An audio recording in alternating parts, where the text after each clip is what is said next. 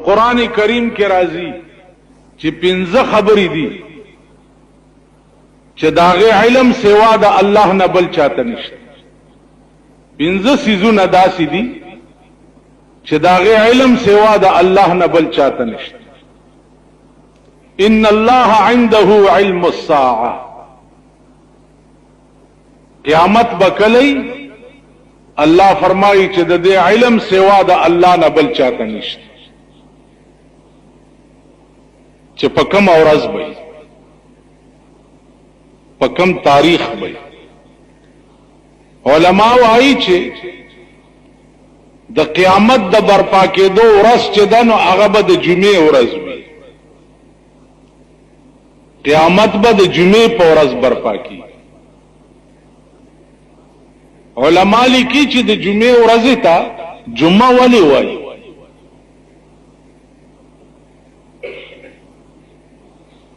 دا تاسو چې د جمعې مونځ ته راغلي یې دې ورځې ته جمعه ولې وایي؟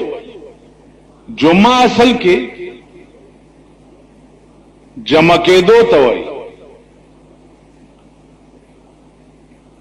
نو د جمعې ورځې ته هم جمعه ځکه وایي چې دا ټوله دنیا به په دغه ورځ باندې را جمع شي او خدای ته به پیش شي. نو جمعې ته جمعه ویل یوه وجه دام ده چې قیامت به د جمعې په ورځ برپا کیږي. اوس تاریخ به څه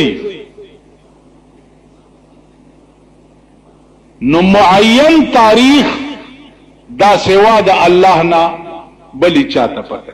ان الله عنده علم الساعه وينزل الغيث،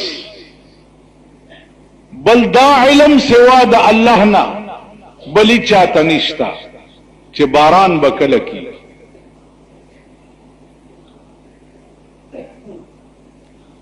اوس کتا سوای چې دا موسمیات والا اعلانو کی چې پلانی ځای کې باران امکان دی او دا دی، کله وای او نش. ما خپل 2000 ځل دا تجربه کړې وای او نش. پالات او په اسباب باندې دی دا معلوم کی چې د دې طرف هوا کې نمی ده. د دې داسې مثال دی لکه ترمامیټر باندې چاته به سړی ګوري. نو جب لاندې ترمامیټر چې کېدی نو هغه پاره چې کومې انسې ته ورسي نو پته ولګي چې د دومره ډیګري ته به 101 دا یا 102 دا یا 103 دا یا 100.